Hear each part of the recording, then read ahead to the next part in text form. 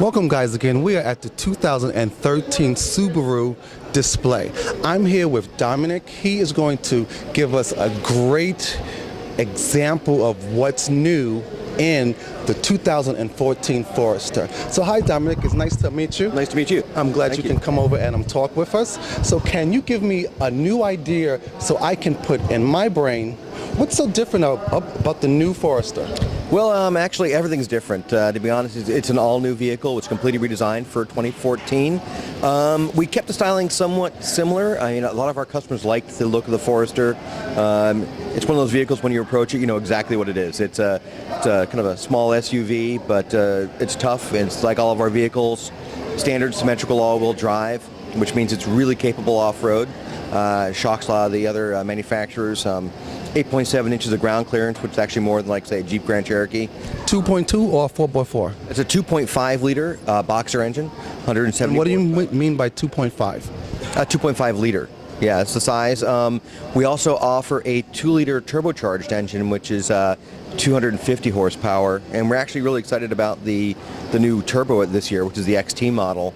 That actually, for the first time, is much more differentiated from the normally aspirated car.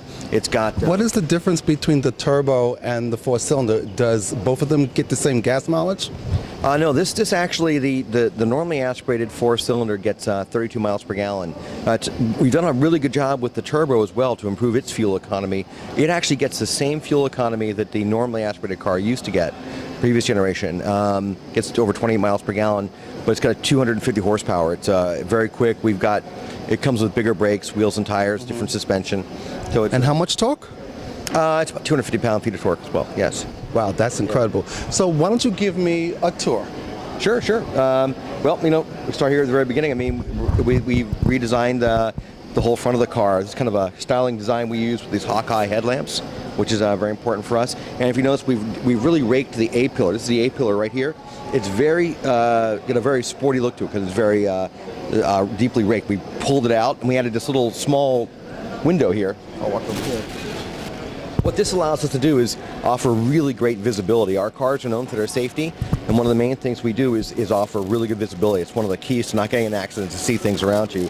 But right, I totally approve on your safety. Yeah, I mean, if you take a look at the A-pillars here, they've kept them very thin. Mm-hmm. If you notice, a lot of cars, they're getting very chunky, and we do that by using high-strength steel. It's more expensive, but we put high-strength steel all throughout the roof. That allows us to reach the top safety pick plus with the IHS, because we make the small offset crash test and then of course the roof crush test, which we actually surpass. I mean, so then what you're telling me, this is like a roll cage?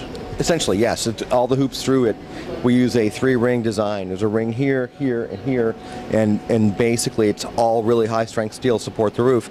You've got to be able to support 3.5 times, I think, your weight. We can handle over 4 times the weight of our vehicle in a roof crush test. We over-design it. Wow, that's really great. Now, who is your buyer? Is it the middle-class family, or is it just the 3.5? It's, you know, we tend to see a lot more growth in that young family segment. That's why we've really done a lot of work on increasing the rear seat room, and we've done a lot of work of making a really smart design for car seats. Very easy to put in.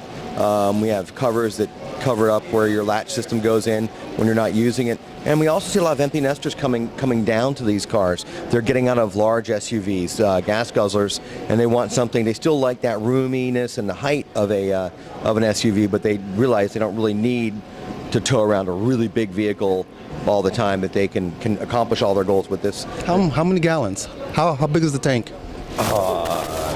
Over 13 gallons, I want to say. You're about a 500-mile cruising range on this car. Okay.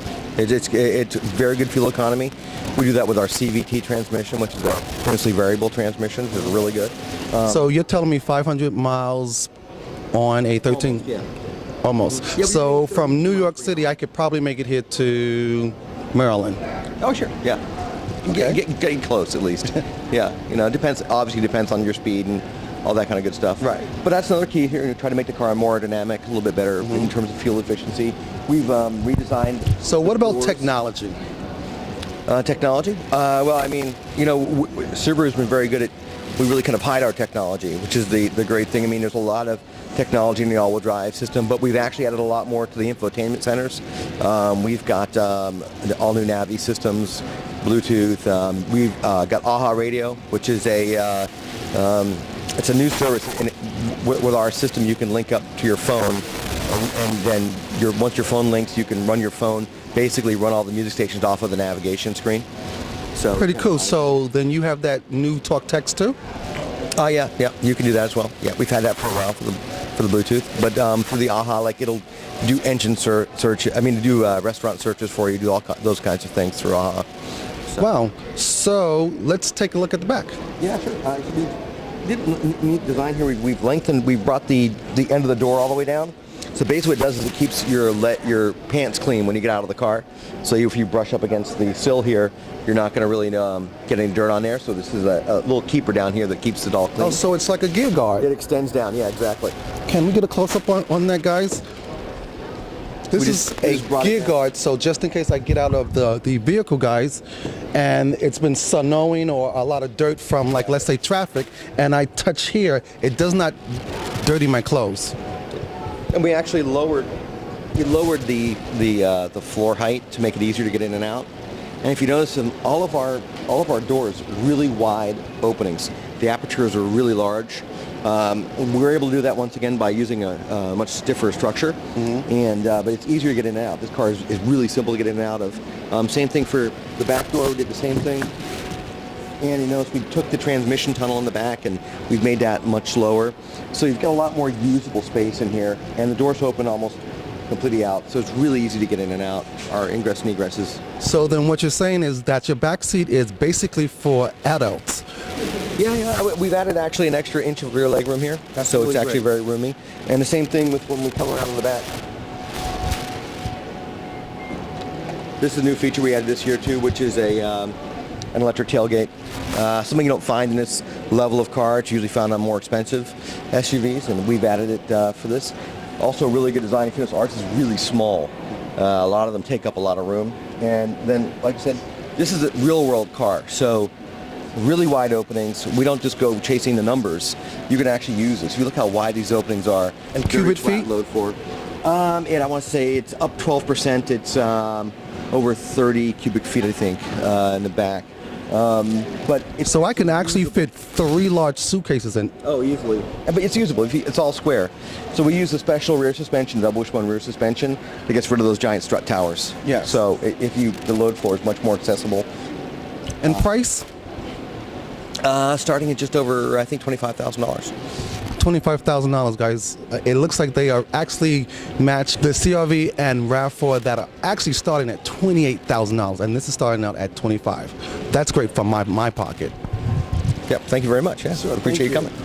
Take care. And this is Dominic, guys, from MonteysStyle, and my review on the Subaru, I will give you that later. But right now, I am giving it a pure 8. Thank you. Thank you for having us. I want to show you something interesting about the 2014 Forester.